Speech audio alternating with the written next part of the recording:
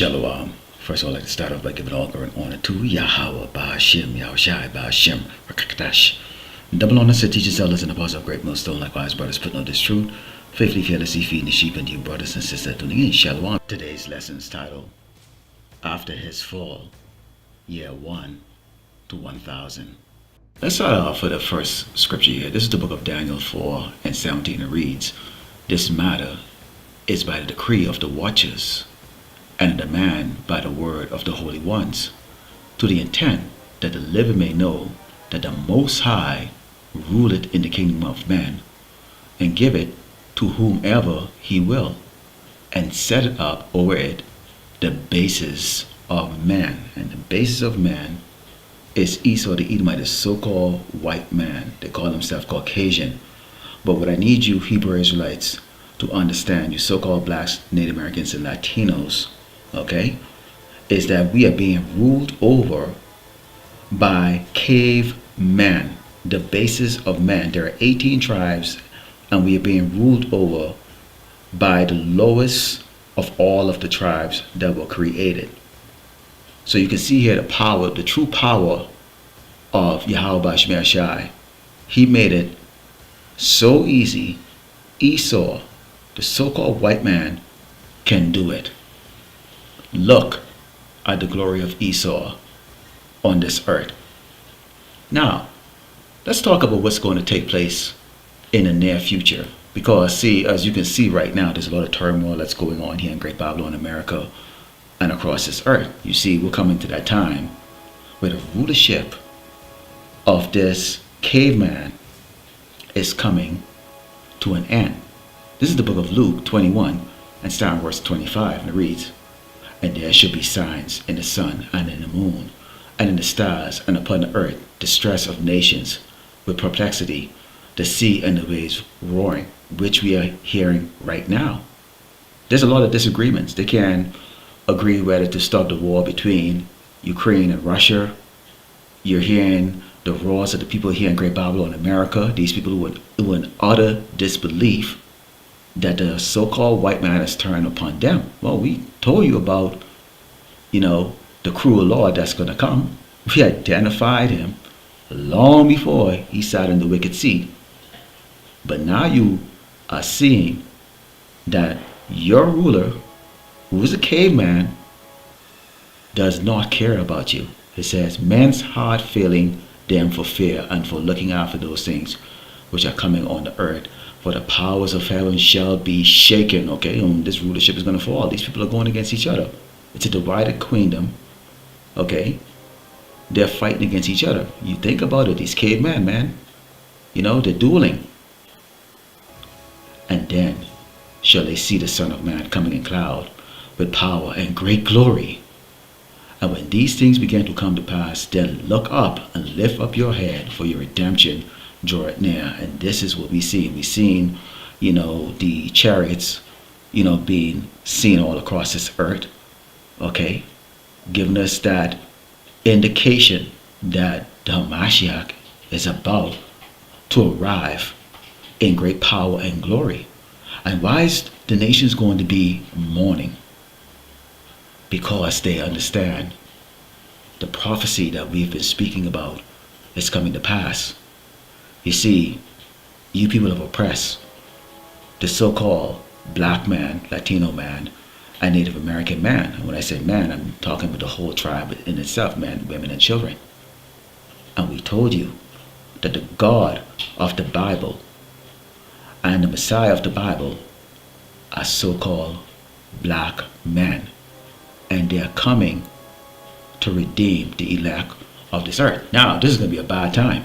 Okay? Really, really bad time. Okay, when we go into the book of Jeremiah, because see, Esau, they're trying to use all that technology to try to figure out if they can escape the judgments, if they can somehow, go back in time and twist things around and do all these things, and that's not going to happen. I think it was the elder brother, Remnant 144, Save 144, who put a lesson of the fact that Esau has already been given the answers. They've seeked out their answer to see if they could some way, somehow thwart the Most High's plan of their eventual fall. And it's always ended up at some point in time where the results will be the same. This is Jeremiah 49:12. It gives us the answer of what Esau's future is. It says, "For thus said the Lord Yahawashi, behold, they whose judgment was not to drink of the cup, have assuredly drunken." That's us, the 12th tribe of Israel. "And art thou he that shall altogether go unpunished?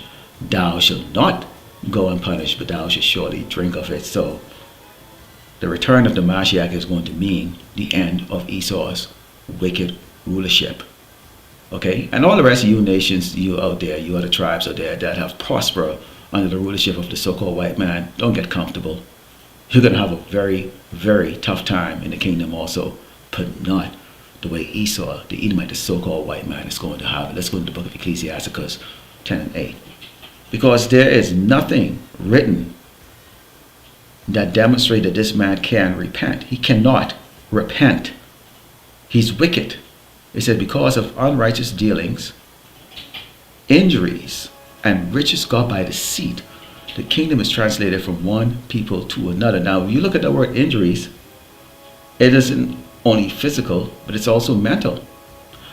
What has Esau done to the children of Israel? Okay, us so-called blacks in America, is Latino, and in particular, Judah. Okay, the so-called Negroes. Murder us, hang us from trees. He's going to force our people to take the MOTB, which is the mark of the beast. He's used the so-called black woman, Eve, okay, to destroy the so-called black man. Okay, in reality, to use Eve to destroy the entire tribe of Israel. And with Eve on his side, he's been able to suppress and oppress us. You see?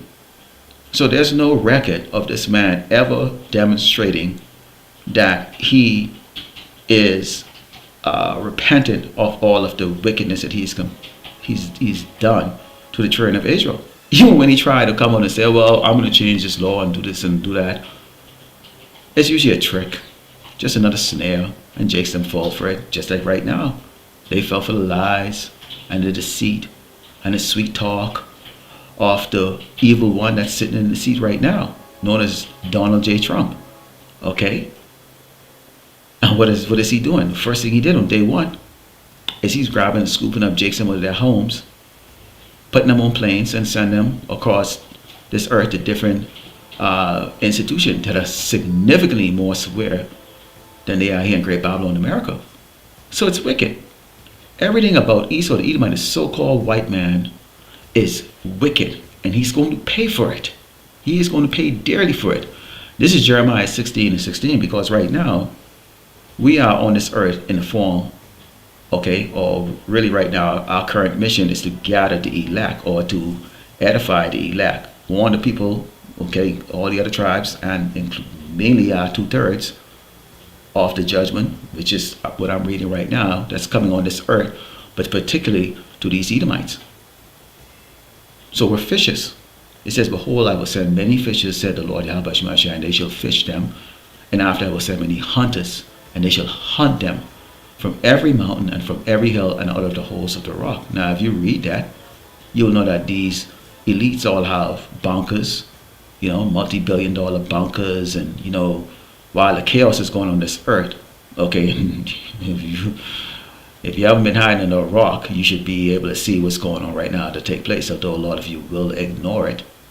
But they're going to run in those bunkers when the time comes, as these nations start exchanging nuclear missiles, and in particular towards Great Babylon, America. They're not going to be here when this place is destroyed and turned into a lake of fire.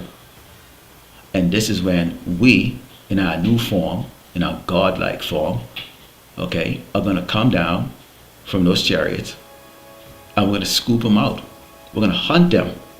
It's going to be like predator and prey, and they're going to go into captivity or slavery day one. Now, we've been ordered by Yahawashi, who the word equally called God and Jesus, to do this. Revelation 18:6, it says, reward her even as she rewarded you, and double unto her, double according to her works, in the cup which she had filled to her double. Now, normally I could put some pictures up here to show you some of the things that Esau has done, and maybe a lot of things that I haven't been able to find that Esau has done, because we really Most of us probably lose our mind if we actually were to see everything that this man has done to us. Okay? But he has done a lot of evil things. Now, while we will be, the kingdom will be a righteous rule. However, your slavery is going to be incomprehensible to your mortal mind, Esau, you so-called white people, as to what we are going to put you through. Think of a devastated earth, dead bodies in the hundreds of millions, if not billions, no food, buildings on fire, vegetation, the stench probably goes all the way up into the stratosphere. Guess who's going to be cleaning all of this mess up? You're damn right. Esau, the Edomites, the so-called white man. On top of that, wow, the beatings and all of the things that we're going to be able to do to you. We'll have to wait and see. Let's go to the book of Isaiah 14 and start verse 2. It reads, and the people shall take them and bring them to their place, and the house of Israel shall possess them in the land of the Lord YAHAWAH for servants and handmaids. And they shall take them captives, whose captives they were, and they shall rule over their oppressor. You have oppressed us. The Chinese have oppressed us. The people they call the Middle Easterns, they have oppressed us. Oh yeah, they were part of that slave trade too. But mainly this is about you, Esau, you Edomites. You see, the Lord is going to show mercy on these other nations, these other tribes, because he created them for vanity, and they're going to serve a purpose in the kingdom. And they follow who I was leading the earth. And Jacob, Yasharallah, is going to be leading the earth next. You see, it's going to be the end of the world currently, which is ruled by Esau, and then the beginning of a never-ending rulership with Jacob. Of course, Yahawashi and Mashiach, he's the one that's going to be ruling. Okay? But you can see here, in this time you're going to have field Edomites and house Edomites. Field crackers, house crackers. Okay? Now I could spend probably all day, if I could, coming up with all kinds of scenes of how this would actually look. But I can tell you this, the brothers are salivating of the things that we're going to do to you. Oh yeah. Oh yeah. 1 to 1,000 years, Esau. Let's go into the book of Luke, because we get a glimpse of how horrible this is going to be for you when you go into the parable here that the Hamashiach spoke of. This is Luke 16, start verse 22, and it reads, and it came to pass that the beggar died and was carried by the angels in Abraham's bosom. Okay, so this is talking about Lazarus and the rich man, which we are Lazarus. This is why Jason can be deceived by the so-called white man so easily with crumbs. Okay, it's nothing for them to write you a check or with their fiat funds and all the other BS and stuff like that. And then they bend Jake over and they do some horrible things to him too. So this is all part of those unrighteous decrees that you have done. Okay, the current state right now of the immigration, false accusations of the tribe of Issachar, okay, or the Northern Kingdom tribes. Oh yeah, and of the tribe of Gad, what you've done. Not to mention, the Southern Kingdom tribe, which is the so-called Negroes. It says, and it came to pass that the beggar died and was carried by the angels into Abraham's bosom. The rich man also died and was buried. So he fall.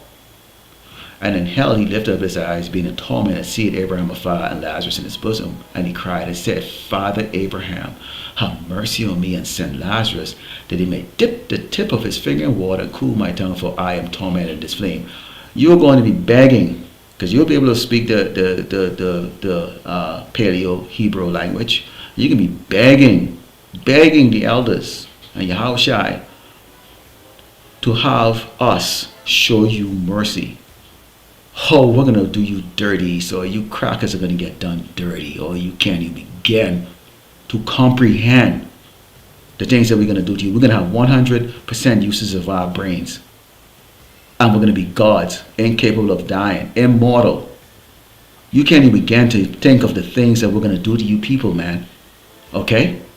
But see this how pathetic y'all are. We suffered under your rape, pillage, and beatings, and all that stuff. And all we asked was, hey man, just give us a little job. Here you are, you're begging the Mashiach to tell us to not brutalize your ass, put your ass to work and brutalize you, you sorry piece of weak ass shit. And the rest of the nations, they're going to see this too. They can see how pathetic you crackers really are in the kingdom. This is Isaiah 14, start verse 16. It reads, they that see thee shall narrowly look upon thee and consider thee, saying, is this the man that made the earth to tremble, that did shake kingdoms? You Edomites have bullied every nation on this earth. You bombed Japan and killed all those women and children over there, and then you occupied the land and turned them into doggone camera toting sissies.